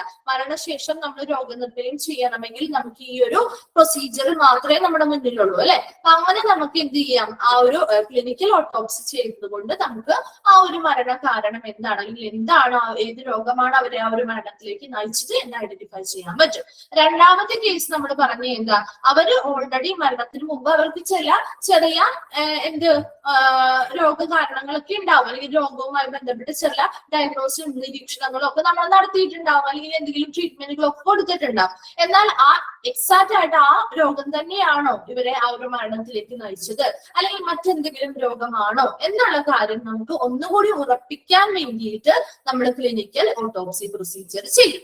ദെൻ സെക്കൻഡ് വൺ ആണ് മെഡിക്കോ ലീഗൽ ഓട്ടോപ്സി അല്ലെങ്കിൽ ML ഓട്ടോപ്സി എന്ന് പറയുന്നത്. ഇവിടെ നമുക്ക് കുറച്ച് ക്വസ്റ്റ്യൻസിന് ആൻസേഴ്സ് കിട്ടണം. ഈ ഒരു ML ഓട്ടോപ്സി ചെയ്യുമ്പോൾ എന്തൊക്കെ ക്വസ്റ്റ്യനുകളാണ്, ഏത് വ്യക്തിയാണ് അവിടെ മരണപ്പെട്ടത്, ആ വ്യക്തിയുടെ ഐഡന്റിറ്റി എന്താണ്, അതുപോലെ തന്നെ അവിടുത്തെ ആ ഒരു മരണ കാരണം എന്താണ്, അതുപോലെ തന്നെ എന്താണ് അവിടെ ആ ഒരു മരിക്കാനുണ്ടായ ആ സിറ്റുവേഷൻ അല്ലെങ്കിൽ സാഹചര്യം എന്താണ്, പിന്നെ ടൈം ഓഫ് ഡെത്ത് അല്ലെ, ആ ഒരു മരണവുമായി ബന്ധപ്പെട്ട സമയം, അതൊക്കെ എന്ത് ചെയ്യണം, കൃത്യമായിട്ട് നമുക്ക് ഈ ഒരു ML ഓട്ടോപ്സി അല്ലെങ്കിൽ മെഡിക്കോ ലീഗൽ ഓട്ടോപ്സി ചെയ്യുന്നത് വഴി മനസ്സിലാക്കി കണ്ടെത്തുകയും അതനുസരിച്ച് നമ്മുടെ ആ ഒരു നിയമനിർവഹണ ഏജൻസികൾ അല്ലെങ്കിൽ നിയമനിർവഹണം ചെയ്യുന്ന ആളുകൾ അല്ലെങ്കിൽ അവരുമായി ബന്ധപ്പെട്ട ഇപ്പൊ പോലീസുകാർ അല്ലെങ്കിൽ മറ്റ് അതുമായി ബന്ധപ്പെട്ട ഉന്നത ഉദ്യോഗസ്ഥരുണ്ടാവുമല്ലോ ലോ എൻഫോഴ്സിംഗ് ഏജൻസിയിൽ വരുന്നത്. അപ്പൊ അവരൊക്കെ എന്ത് ചെയ്യുന്ന ഒരു കുറ്റകൃത്യം അല്ലെങ്കിൽ ക്രൈമുമായി ബന്ധപ്പെട്ട് ഇങ്ങനെയുള്ള എവിഡൻസുകൾ അല്ലെങ്കിൽ ഇങ്ങനെയുള്ള ക്വസ്റ്റ്യൻസിന് അവർക്ക് ആൻസേഴ്സ് കിട്ടുന്നത് വഴി അവർക്ക് ആ ഒരു കുറ്റകൃത്യത്തിനെ കറക്റ്റ് ആയിട്ട് അതിനെ എവിഡൻസുകൾ എന്ത് ചെയ്യുക, കളക്ട് ചെയ്യാനും അതിനനുസരിച്ച് അവർക്ക് അതുപോലെയുള്ള കാര്യങ്ങൾ മുന്നോട്ട് അതിന്റെ ആ ഒരു പ്രൊസീഡിങ്സ് ഫർദർ ആയിട്ടുള്ള പ്രൊസീഡിങ്സിന് മുന്നിട്ട് പോവാനും സഹായിക്കുന്നു. ഏറ്റവും ബെനിഫിഷ്യൽ ആയിട്ട് ഇങ്ങനെയുള്ള സാധനങ്ങൾ ചെയ്യുന്നത് ഏറ്റവും ബെനിഫിഷ്യൽ ആയിട്ടുള്ളത് ലോ എൻഫോഴ്സിംഗ് ഏജൻസികൾക്കാണ്. അവർക്ക് ആ ഒരു കുറ്റകൃത്യത്തിന് പരിഹാരം കണ്ടെത്തുക അല്ലെങ്കിൽ ആരാണ് ആ ഒരു കുറ്റകൃത്യം ചെയ്തത് എന്നുള്ളത് കണ്ടെത്തുന്നതൊക്കെ വളരെ ഇമ്പോർട്ടന്റ് ആയതുകൊണ്ട് അങ്ങനെയുള്ള കേസുകളിൽ നമുക്ക് മെഡിക്കോ ലീഗൽ ഓട്ടോപ്സി ആണ് ചെയ്യുന്നത്. ഓക്കെ, അതിൽ വരുന്ന പർപ്പസ് എന്താണ് പറഞ്ഞത്, അവിടെ ഇത് ഐഡന്റിറ്റി അല്ലെ, അവരുടെ ഒരു വ്യക്തിത്വം കണ്ടെത്താൻ വേണ്ടിയിട്ട് കൃത്യമായിട്ടുള്ള കാരണം എന്താണ്, എങ്ങനെയാണ് ആ ഒരു മരണ രീതി, മരിക്കാനുണ്ടായ ആ ഒരു രീതി എങ്ങനെയാണ്, ആ ഒരു കൃത്യമായിട്ടുള്ള ഒരു കാരണം എന്താണ് എന്നുള്ളതൊക്കെ ഐഡന്റിഫൈ ചെയ്യുന്നു. ഐഡന്റിറ്റി അല്ലെങ്കിൽ വ്യക്തിത്വം ഐഡന്റിഫൈ ചെയ്യുന്നു. അതുപോലെ തന്നെ പിന്നെ എന്താ പറഞ്ഞത്, അവരുടെ ആ ഒരു ടൈം ഓഫ് ഡെത്ത് അല്ലെ, മരണത്തിനുള്ള ആ ഒരു മരണവുമായി ബന്ധപ്പെട്ട് ഏതൊരു മരണവുമായി ബന്ധപ്പെട്ടുള്ള ആ സമയം, ഏത് സമയത്തിനിടയിലാണ് അവർ മരണപ്പെട്ടത്, അല്ലെങ്കിൽ എത്ര മണിക്കൂറായി അവർ മരണപ്പെട്ടിട്ട് എന്നുള്ള കാര്യങ്ങൾ നമുക്ക് ഐഡന്റിഫൈ ചെയ്യാൻ പറ്റണം. അതുപോലെ തന്നെ എന്താണ് പറഞ്ഞത്, മറ്റ് എന്തെങ്കിലും എവിഡൻസുകൾ അല്ലെങ്കിൽ എന്തെങ്കിലും രേഖകൾ അല്ലെ, എന്തെങ്കിലും എവിഡൻസുകളൊക്കെ അല്ലെങ്കിൽ അതുമായി ബന്ധപ്പെട്ട എന്തെങ്കിലും രേഖകളൊക്കെ ഉണ്ടെങ്കിൽ അതൊക്കെ നമുക്ക് എന്ത് ചെയ്യുക, എവിഡൻസ് ട്രേസ് എവിഡൻസ് കളക്ട് ചെയ്യുക. അപ്പൊ ഓരോന്നിനും ആ എവിഡൻസുകൾ എന്ന് പറഞ്ഞത് വളരെ ഇമ്പോർട്ടന്റ് ആണ് അല്ലെ. എന്നാൽ ആ ഒരു എവിഡൻസുകൾ വെച്ചിട്ടാണ് ഇവർ കേസ് മുന്നോട്ട് കൊണ്ടുപോകുന്നത്. അപ്പൊ അങ്ങനെയുള്ള എവിഡൻസുകൾ മാക്സിമം എത്ര എവിഡൻസുകൾ കിട്ടുമോ അതെന്ത് ചെയ്യുക, കളക്ട് ചെയ്യുക.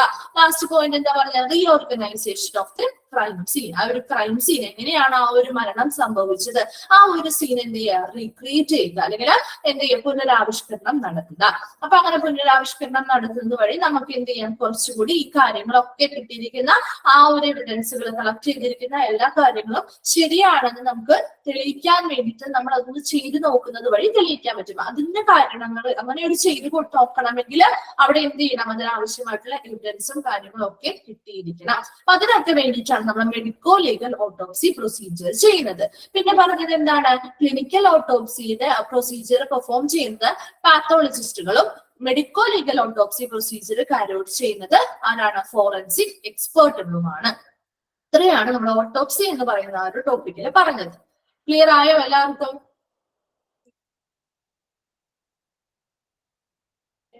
ഓക്കെ, അൻസയ്ക്ക് ക്ലിയർ ആയോ? അൻസാർ, അൻഷാദിന്? ഓക്കെ, നമ്മുടെ ഈ ഒരു ചാപ്റ്റർ കംപ്ലീറ്റ് ആയി. നമുക്കൊരു കുറച്ച് ഒരു 5 ക്വസ്റ്റ്യൻസ് ഈ ഒരു ചാപ്റ്ററുമായി ബന്ധപ്പെട്ട് എഴുതാം കേട്ടോ. ചെറിയൊരു ചാപ്റ്റർ ആണ്. നോട്ട്സ് ഒന്ന് എടുത്തേ നിങ്ങളെ. ഓക്കെ, അപ്പൊ ഫസ്റ്റ് ക്വസ്റ്റ്യൻ എഴുതിക്കോ. Mortuary service handles the dash. Mortuary service handles the dash. Mortuary service handles the dash. Mortuary service handles the dash. എന്താണ് മോർച്ചറി സർവീസ് ഹാൻഡിൽ ചെയ്യുന്നത്? ആ ഒരു ചാപ്റ്ററിന്റെ ഫസ്റ്റ് പോയിന്റ് തന്നെയാണ് കിടക്കുന്നത്. എന്താണ്? Mortuary service handles the dash. ആർക്കും അറിയില്ല? അതെ, കീപ് ദ ഡെഡ് ബോഡി അല്ലെങ്കിൽ preservation of the dead body അല്ലെ. Mortuary service handles the preservation of the dead body. Preservation of the dead body. Okay, answer എഴുതിപ്പോട്ടോ. Preservation of the dead body. Preservation of the dead body. Second question, mortuary is also known as. Mortuary is also known as dash. എന്താണ് mortuary മറ്റൊരു പേര് അറിയപ്പെടുന്നത്? ഏതാ? Very good, മോർഗ് അല്ലെ. Mortuary is also known as morgue. Okay. Third question, the place where dead bodies are observed. The place where dead bodies are observed and documents examined. The place where dead bodies are observed and documents examined. The place are the place where dead bodies are observed and documents examined. ഏത് മോർച്ചറിയിൽ ഏത് പ്ലേസിൽ വെച്ചാ അത് ചെയ്യുന്നത്? മറന്നുപോയോ? എടുത്തത് ആരുടെയും ആൻസേഴ്സ് കാണുന്നില്ലല്ലോ.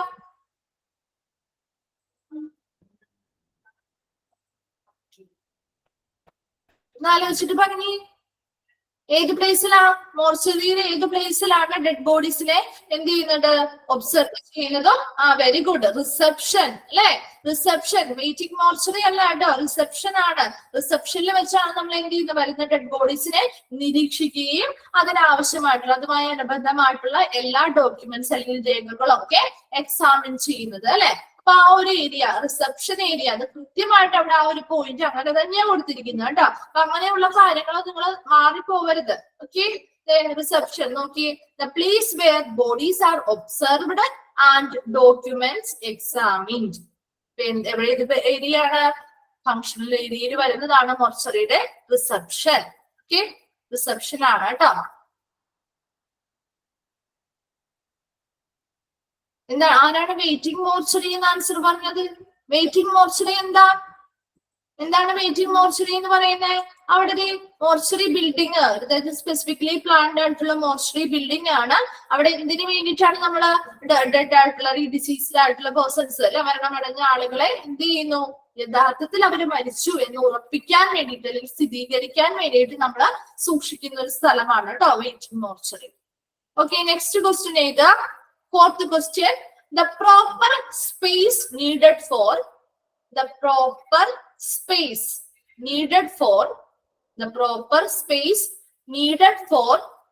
trolley bay is dash. The proper space needed for trolley bay is dash. The proper space, very good, 3m square അല്ലെ, 3 meter square ആണ് കേട്ടോ. 3m square ആണ് ആ ഒരു പ്രോപ്പർ ആയിട്ടുള്ള സ്പേസ്, ട്രോളി ബേക്ക് വേണ്ടിയിട്ടുള്ള ഒരു സ്പേസ് എന്ന് പറയുന്നത്. Okay, next fifth question, in negative temperature cold chamber,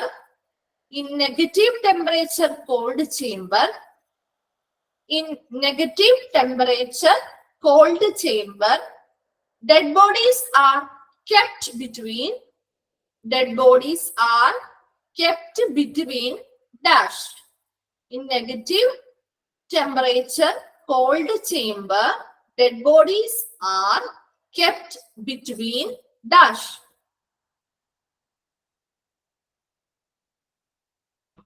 Dead bodies are kept between dash. Negative temperature, Karunya, negative temperature എത്രയാണ്? Very good, -15 degrees Celsius and -25 degree Celsius. Positive temperature എത്രയാ? Positive temperature എത്രയാണ്? Positive temperature വരുമ്പോ എത്രയാ അവിടെ range വരുന്നേ? മാറിപ്പോവരുത് കേട്ടോ. Very good. 2 to 4 degrees അല്ലെ, 2 degree Celsius and 4 degree സെൽഷ്യസിനും ഇടയിലായിരിക്കും. നെഗറ്റീവ് ടെമ്പറേച്ചർ വരുമ്പോ -15 degree Celsius and -25 degree Celsius. Okay, അത് ഇതാണ് ഞാൻ പറഞ്ഞത്. നമുക്ക് ഓപ്ഷൻസ് വരുമ്പോൾ മാറിപ്പോവില്ലേ? അതുകൊണ്ട് തന്നെ അങ്ങനെയുള്ള കാര്യങ്ങൾ കുറച്ച് കൺഫ്യൂസ്ഡ് ആവുന്നതാണ്. അതുകൊണ്ട് അത് വ്യക്തമായിട്ട് മനസ്സിലാക്കി പഠിക്കണം കേട്ടോ. അപ്പൊ ഇങ്ങനെയുള്ള ഒത്തിരി 5 ക്വസ്റ്റ്യൻസും കിട്ടിയോ? എല്ലാവർക്കും എന്റെ ആൻസേഴ്സും കിട്ടിയോ? ഓക്കെ, കിട്ടാത്തതായിട്ട് ആരെങ്കിലും ഉണ്ടോ? 4th ക്വസ്റ്റ്യൻ പറയണം. The proper space needed for trolley bay is dash. The proper space needed for trolley bay is dash. എന്താണ് അതിന്റെ answer? 3m². Okay, first question, mortuary service handles the dash. എന്താണ് mortuary service അല്ലെങ്കിൽ ആ ഒരു സേവനം handle ചെയ്യുന്ന എന്താണ്? The preservation of the dead bodies. Dead ബോഡീസിനെ പ്രിസർവ് ചെയ്യുക അല്ലെങ്കിൽ കീപ്പ് ചെയ്യുക, സൂക്ഷിക്കുക എന്നുള്ള മീനിങ് ആണ് കേട്ടോ. Preservation of the dead bodies. Okay, കിട്ടിയോ എല്ലാവർക്കും? നമ്മുടെ ഈ ഒരു ചാപ്റ്റർ കംപ്ലീറ്റ് ആയി. മോർച്ചറി സർവീസ് വളരെ ചെറിയൊരു ചാപ്റ്റർ ആണ്, പക്ഷെ അതിൽ ചെറിയ ചില പോയിന്റ്സ് ഒക്കെ ഇമ്പോർട്ടന്റ് ആണ്. അപ്പൊ അതുകൊണ്ട് തന്നെ അതൊന്ന് നോട്ട് ചെയ്തേക്കാട്ടോ. സെക്കൻഡ് ക്വസ്റ്റ്യൻ ആണോ വേണ്ടത്? Mortuary is also known as dash. എന്താണ് മോർച്ചറി വിളിക്കുന്ന മറ്റൊരു പേര്? എന്താണ്? മോർഗ്. ഓക്കെ, മോർഗ്. ഓക്കെ, അപ്പൊ നമ്മൾ ഈ ഒരു മോർച്ചറി എന്ന് പറയുന്ന ചാപ്റ്റർ കംപ്ലീറ്റ് ആയി. അപ്പൊ ബാക്കിയുള്ള ക്വസ്റ്റ്യൻസ് മോക്ക് ടെസ്റ്റിലേക്ക് ഇട്ടേക്കാം കേട്ടോ. അപ്പൊ മോക്ക് ടെസ്റ്റിന്റെ ക്വസ്റ്റ്യൻസും ഈ തന്നിരിക്കുന്ന ക്വസ്റ്റ്യൻസും ഒക്കെ കൂട്ടിവെച്ച് ഒരുമിച്ച് നിങ്ങൾ ഒരു എക്സാമിന് ബേസ്ഡ് ആയിട്ടൊന്ന് പഠിക്കുക കേട്ടോ. അപ്പൊ ഇമ്പോർട്ടന്റ് ആയിട്ട് പറഞ്ഞിരിക്കുന്ന കുറച്ച് പോയിന്റ്സ് ഒക്കെ ഉണ്ടല്ലോ, അപ്പൊ അതൊക്കെ ഒന്ന് നോട്ട് ചെയ്ത് വെച്ച് പഠിക്കുക. നമ്മള് കുറച്ച് സമയം കൂടി ഉണ്ട്. അപ്പൊ നമുക്ക് നെക്സ്റ്റ് ഒരു ചാപ്റ്റർ സ്റ്റാർട്ട് ചെയ്യാം. കഴിഞ്ഞ ദിവസം പറഞ്ഞിരുന്നു നോട്ട്സ് ഇല്ലാത്തവരാണെങ്കിൽ ഒന്ന് കയ്യിൽ കരുതേക്കാന്ന് കേട്ടോ. അപ്പൊ ചാപ്റ്ററിന്റെ 5 ഇവിടെ കിടക്കുന്നത്. നിങ്ങളുടെ മോഡ്യൂളില് 21 ആയിരിക്കും. അപ്പൊ 5 എന്ന് പറയുന്നത് നോക്കണ്ട, അവിടെ പേപ്പർ വൈസ് ആയിട്ട് തിരിച്ചിരിക്കുന്നത് അല്ലെ. പേപ്പർ ആ പേപ്പറിൽ വരുന്ന സെക്കൻഡ് പേപ്പറിൽ വരുന്ന 5th ചാപ്റ്റർ ആയതുകൊണ്ടാണ് കേട്ടോ ആ നമ്പർ വന്നിരിക്കുന്നത്. നമ്പർ നോക്കണ്ട, നിങ്ങൾ ആ ഒരു ചാപ്റ്ററിന്റെ പേര് നോക്കിയാൽ മതി കേട്ടോ. അപ്പൊ എന്താണ് എടുക്കാൻ പോകുന്നത്? ചാപ്റ്റർ 21 ആയിരിക്കും നിങ്ങളുടെ കയ്യിൽ കിടക്കുക അല്ലെ. 21 ആണോ കിടക്കുന്നത്? 21 ആണോ കിടക്കുന്നത് മോഡ്യൂൾ വൈസ് നോക്കുമ്പോ? ഓക്കെ, നെക്സ്റ്റ് ഫസ്റ്റ് വൺ ആണ് നമ്മുടെ ആ ഒരു ചാപ്റ്റർ സ്റ്റാർട്ട് ചെയ്യാണ്.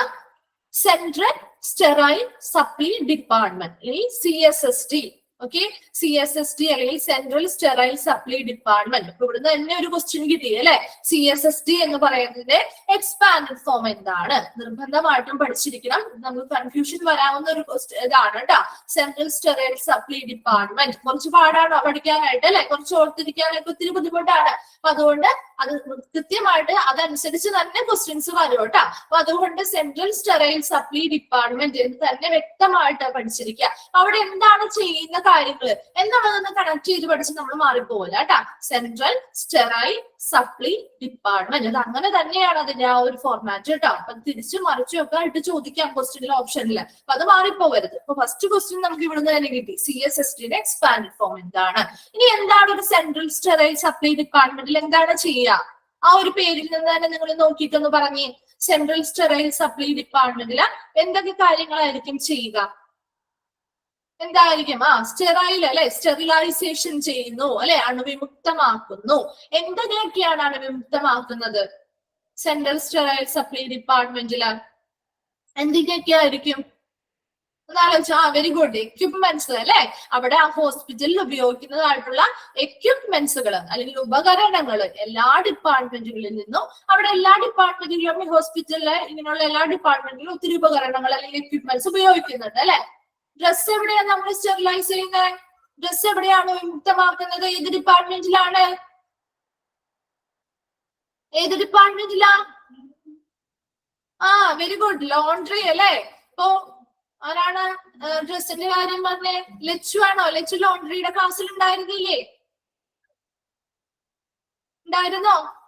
നമ്മൾ ലോണ്ടറി പഠിച്ചതല്ലേ, ലോണ്ടറി എന്ന് പറയുന്ന ഒരു ഡിപ്പാർട്ട്മെന്റ് അവിടെയുള്ള എല്ലാ ലിനൻ മെറ്റീരിയൽസിനെയും എന്ത് ചെയ്യാൻ വേണ്ടിയിട്ടാണ്, അവിടെ സ്റ്റെറിലൈസ് ചെയ്ത് അണുവിമുക്തമാക്കിയിട്ട് ഡിസ്ട്രിബ്യൂട്ട് ചെയ്യാൻ വേണ്ടിയിട്ടാണ് അല്ലെ.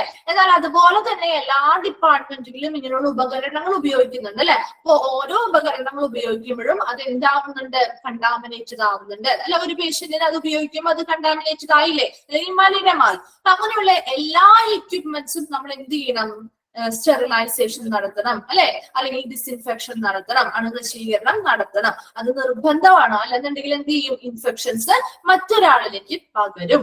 അതുകൊണ്ട് തന്നെ എല്ലാ ഹോസ്പിറ്റലുകളും ഈ CSSD എന്ന് പറയുന്നത് ഒരു വളരെ ഇമ്പോർട്ടന്റ് ആയിട്ടുള്ള ഒരു സപ്പോർട്ടീവ് സർവീസ് അല്ലെങ്കിൽ സപ്പോർട്ടീവ് ഡിപ്പാർട്ട്മെന്റ് ആണ് CSSD എന്ന് പറയുന്നത്. ഇപ്പൊ CSSD-യിൽ ഇത്രയും മനസ്സിലാക്കാം, ഒരു പേരിൽ നിന്ന് തന്നെ പറയാം അല്ലെ. ആ ഒരു സ്റ്റെറിലൈസേഷൻ, എന്തിന്റെ സ്റ്റെറിലൈസേഷൻ ആണ്, അവിടെ എല്ലാ ഡിപ്പാർട്ട്മെന്റുകളും ഉപയോഗിക്കുന്ന എക്യുപ്മെന്റ്സുകള്, ഉപകരണങ്ങളുടെയൊക്കെ സ്റ്റെറിലൈസേഷൻ അല്ലെങ്കിൽ അണുനശീകരണം നടത്തുകയും അത് അവർക്ക് എന്ത് ചെയ്യുന്നു, അണുനശീകരണം നടത്തി അല്ലെങ്കിൽ സ്റ്റെറിലൈസ് ചെയ്ത് കഴിഞ്ഞതിന് ശേഷം തിരിച്ച് യഥാർത്ഥ ആ ഓരോരോ ഡിപ്പാർട്ട്മെന്റുകളിൽ നിന്ന് ഓരോരോ ഡിപ്പാർട്ട്മെന്റുകളിലേക്ക് എന്ത് ചെയ്യുന്നു, തിരിച്ച് ഡിസ്ട്രിബ്യൂട്ട് ചെയ്യുന്നു അല്ലെങ്കിൽ സപ്ലൈ ചെയ്യുന്നു.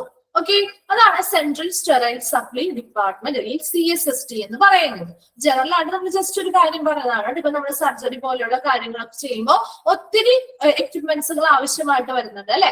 ആ എക്യുപ്മെന്റ്സുകളെല്ലാം ഒരു പ്രാവശ്യം ഒരു പേഷ്യന്റിന് വേണ്ടി ഉപയോഗിച്ചു കഴിഞ്ഞാൽ അത് കണ്ടാമിനേറ്റഡ് ആയി, മലിനമായി. അപ്പൊ അങ്ങനെയുള്ള എക്യുപ്മെന്റ്സ് മറ്റൊരു പേഷ്യന്റിന് നമുക്ക് ആ ഒരു സെയിം എക്യുപ്മെന്റ് നമുക്ക് അത് കളഞ്ഞിട്ട് അടുത്ത വേറെ എക്യുപ്മെന്റ്സ് മേടിക്കാനായിട്ട് സാധിക്കുമോ? അപ്പൊ ഓരോ ഓപ്പറേഷൻ നടത്തപ്പെടുമെങ്കിൽ എന്ത് പ്രൊസീജിയർ ആകുമ്പോഴും ഇങ്ങനെയുള്ള എക്യുപ്മെന്റ്സുകൾ നമുക്ക് എന്ത് ചെയ്യാൻ പറ്റും. നമ്മുടെ വീടുകളിലാണെങ്കിലും എന്തെങ്കിലും ഒരു പാത്രമോ കാര്യങ്ങളോ നമ്മൾ എടുത്തു കഴിഞ്ഞാൽ നമ്മൾ അത് എന്ത് ചെയ്യും, കഴുകി വൃത്തിയാക്കി വെച്ച് പിന്നീട് ഉപയോഗിക്കും അല്ലെ.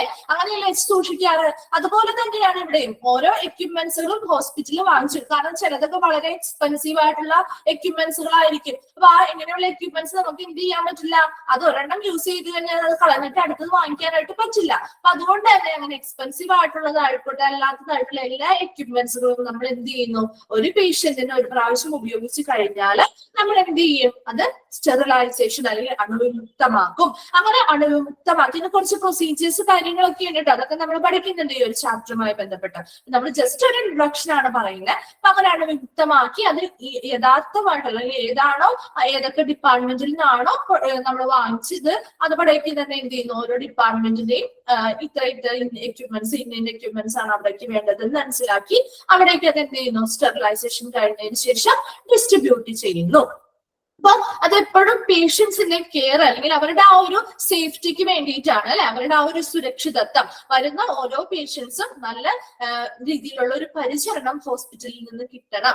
അതുപോലെ തന്നെ അവർക്ക് നമ്മളിപ്പോ ലോണ്ടറി പഠിച്ചപ്പോൾ പറഞ്ഞ കാര്യങ്ങൾ തന്നെയാണ്. അപ്പൊ അവർക്ക് എപ്പോഴും നല്ല സുരക്ഷിതമായിട്ടുള്ള ഒരു എൻവയോൺമെന്റ്, ഇപ്പൊ സർജറി ഒക്കെ ചെയ്യുന്ന കേസുകളിലാണെങ്കിൽ അവർക്ക് അങ്ങനെ മുറിവുകളൊക്കെ ഉണ്ടാക്കിയാണ് നമ്മൾ ആ ഒരു സർജറി എന്ന് പറയുന്ന ഒരു ട്രീറ്റ്മെന്റ് അല്ലെ വലിയ രീതിയിലുള്ള പ്രൊസീജിയർ ഒക്കെ കൊടുക്കും അല്ലെ, ചെയ്യുന്നുണ്ട്. അപ്പൊ അങ്ങനെ ചെയ്യുന്ന സമയത്ത് അവിടെ അവർക്ക് ഇങ്ങനെയുള്ള കണ്ടാമിനേറ്റഡ് ആയിട്ടുള്ള എക്യുപ്മെന്റ്സുകൾ അല്ലെങ്കിൽ ഉപകരണങ്ങളാണ് ഉപയോഗിക്കുന്നതെങ്കിൽ അവരുടെ ആ ഒരു സർജറി നടന്ന ആ ഒരു മുറിവിൽ അല്ലെ, ആ ഒരു സർജറി നടന്ന ഏരിയയിൽ എന്ത് ചെയ്യാറുണ്ട്, ഇൻഫെക്ഷൻസ് ഉണ്ടാകും അല്ലെ. ഇൻഫെക്ഷൻ ഉണ്ടാകാനുള്ള ചാൻസ് ഇല്ലേ. അപ്പൊ അതുകൊണ്ട് തന്നെ നമ്മൾ പഠിച്ചിട്ടുണ്ടല്ലോ സർജിക്കൽ സൈറ്റ് ഇൻഫെക്ഷൻസ് ഒക്കെ പഠിച്ചിട്ടില്ലേ. ഇപ്പൊ സർജിക്കൽ സൈറ്റ് ഇൻഫെക്ഷൻസ് ഒക്കെ ഉണ്ടാവാനായിട്ടുള്ള സാധ്യത ഉള്ളത് കൊണ്ട് തന്നെ അതൊക്കെ എന്ത് ചെയ്യണം, മാക്സിമം നമ്മൾ ഇങ്ങനെയുള്ള എക്യുപ്മെന്റ്സുകൾ കൃത്യമായ രീതിയിൽ സ്റ്റെറിലൈസേഷൻ നടത്തിയിരിക്കണം. അതാണ് നമ്മുടെ ഈ ഒരു സെൻട്രൽ സ്റ്റെറൈൽ സപ്ലൈ ഡിപ്പാർട്ട്മെന്റിൽ പ്രധാനമായിട്ടും ചെയ്യുന്നത്. ഇവിടെ പേഷ്യൻസിന്റെ ആ ഒരു സേഫ്റ്റി ആൻഡ് കെയർ ആണ് മുഖ്യമായിട്ട് വരുന്ന കാര്യം. ഓക്കെ, അപ്പൊ നമുക്ക് ജസ്റ്റ് ആ ഒരു ഇൻട്രൊഡക്ഷൻ ഭാഗം ഒന്ന് നോക്കാം കേട്ടോ. From an infection control view, അല്ലെ, ഇൻഫെക്ഷൻ എപ്പോഴും കൺട്രോൾ ചെയ്യുക എന്നുള്ളത് തന്നെയാണ് ഇതൊരു ഡിപ്പാർട്ട്മെന്റിൽ ഹോസ്പിറ്റലിന്റെ പ്രധാനമായിട്ടുള്ള ലക്ഷ്യം. അപ്പോൾ അവിടെ പേഷ്യൻസിനൊന്നും സംഭവിക്കാൻ പാടില്ല അല്ലെ, നിങ്ങൾ ഇൻഫെക്ഷൻസ് ഒന്നും സ്പ്രെഡ് ആവാൻ പാടില്ല. അങ്ങനെയുള്ള ഇൻഫെക്ഷനെ കൺട്രോൾ ചെയ്യുന്നതുമായി ബന്ധപ്പെട്ട് നമ്മൾ നോക്കുമ്പോൾ it is necessary to make sure that proper disinfection of surgical equipment is done അല്ലെ. എപ്പോഴും അവിടെ ഉപയോഗിക്കുന്ന എല്ലാ സർജിക്കൽ എക്യുപ്മെന്റുകളും വളരെ കൃത്യമായ രീതിയിൽ ഡിസ്ഇൻഫെക്ഷൻ അല്ലെങ്കിൽ അണുവിമുക്തമാക്കിയിരിക്കണം. അത് നിർബന്ധമാണ്. അത് ഉറപ്പുവരുത്തുക എന്നുള്ളത് ആ ഒരു ഹോസ്പിറ്റലിന്റെ ഉത്തരവാദിത്തമാണ്. Then if instruments are microbially tainted എന്ന് പറഞ്ഞാൽ മലിനമാകുക അല്ലെങ്കിൽ കണ്ടാമിനേറ്റഡ് ആവുക എന്നുള്ളതാണ് കേട്ടോ. അപ്പൊ അവിടെ ഉപയോഗിക്കുന്ന എല്ലാ ഇൻസ്ട്രുമെന്റ്സും അല്ലെങ്കിൽ ഉപകരണങ്ങളും എങ്ങനെയാണ് മൈക്രോബ്സ് വഴി കണ്ടാമിനേറ്റഡ് ആവുന്നുണ്ട് അല്ലെങ്കിൽ മലിനമാകുന്നുണ്ട്. This leads to an increased likelihood of contamination.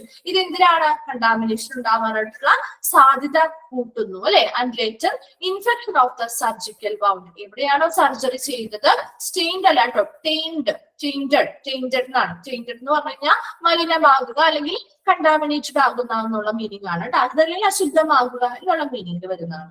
അപ്പൊ അവിടെ സർജിക്കൽ വൗണ്ട് എന്ന് പറയുന്നത് സർജറി നടത്തിയിരിക്കുന്ന അവിടുത്തെ ഒരു മുറിവ് അല്ലെ, ആ ഒരു മുറിവിലേക്ക് ഈ ഇൻഫെക്ഷൻസ് വരാനായിട്ടുള്ള ചാൻസ് ഉണ്ട്. അപ്പൊ അത് അങ്ങനെയുള്ള ഇൻഫെക്ഷൻ കൂട്ടാനായിട്ട് സാധ്യതയുള്ള ഒരു കാര്യമാണ് ഇങ്ങനെയുള്ള അവിടെയുള്ള ഇൻസ്ട്രുമെന്റ്സ് ഇങ്ങനെ മൈക്രോബ്സ് ആയി ബന്ധപ്പെട്ട് കണ്ടാമിനേറ്റഡ് ആവുകയാണെങ്കിൽ. As A result appropriate sterilization of surgical instrument is suggested as one of the basic and accepted measures against surgical site infection. അതുകൊണ്ട് തന്നെ എന്താണ് ഒരു അപ്രോപ്രിയേറ്റ് ആയിട്ടുള്ള സ്റ്റെറിലൈസേഷൻ മെത്തേഡുകൾ, അതായത് സർജിക്കൽ ഇൻസ്ട്രുമെന്റ്സ് അവിടെയുള്ള സർജറി ചെയ്യുന്നതുമായി ബന്ധപ്പെട്ട എല്ലാ ഉപകരണങ്ങളും എന്ത് ചെയ്യണം, സ്റ്റെറിലൈസ് ചെയ്യണം അല്ലെങ്കിൽ അണുനശീകരണം നടത്തിയിരിക്കണം. അതെന്ന് പറയുന്നത് ഒരു വളരെ ബേസിക് ആയിട്ടുള്ള അല്ലെങ്കിൽ അടിസ്ഥാനപരമായിട്ടുള്ളതും അക്സെപ്റ്റഡ് അല്ലെങ്കിൽ അംഗീകരിക്കപ്പെട്ടതുമായിട്ടുള്ള ഒരു നടപടിക്രമമാണ്. എന്തിന് അഗെയിൻസ്റ്റ് ആയിട്ടാണ് ഈ ഒരു നടപടിക്രമം നടത്തേണ്ടത്? Against surgical site infections. അല്ലെങ്കിൽ എന്താണ് സർജിക്കൽ സൈറ്റ് ഇൻഫെക്ഷൻസ് എന്ന് പറയുന്നത്? എന്താണ് SSI അല്ലെങ്കിൽ സർജിക്കൽ സൈറ്റ് ഇൻഫെക്ഷൻ? എന്താണ് SSI അല്ലെങ്കിൽ സർജിക്കൽ സൈറ്റ് ഇൻഫെക്ഷൻ?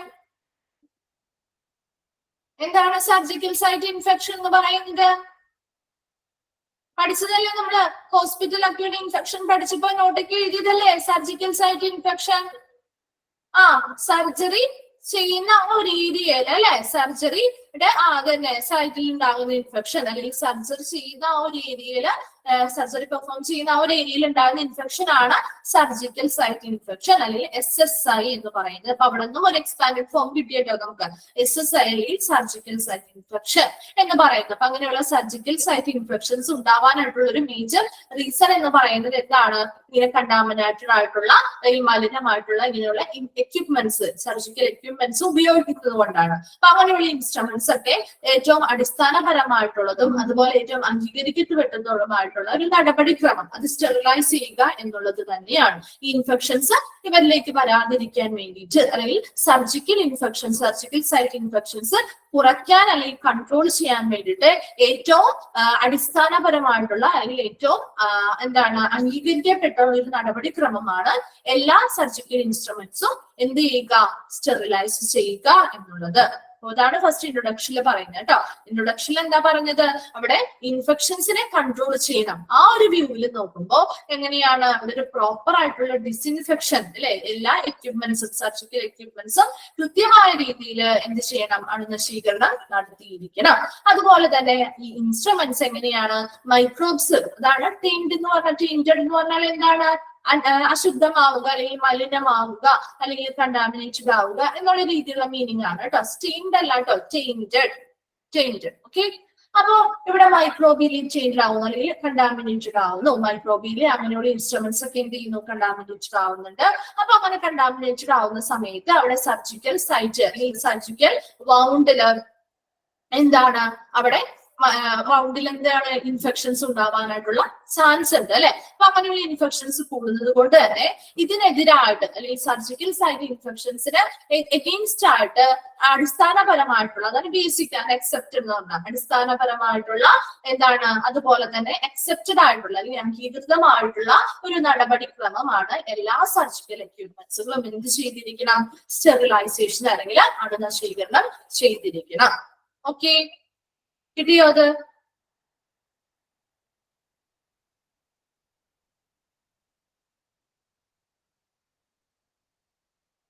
ഓക്കെ, ഇത്രയും ക്ലിയർ ആയെന്ന് വിചാരിക്കുന്നു. നമ്മൾ ഈ ഇത്രയും എടുക്കുന്നുള്ളൂ. നെക്സ്റ്റ് ക്ലാസ്സിൽ ബാക്കി കണ്ടിന്യൂ ചെയ്യാം കേട്ടോ.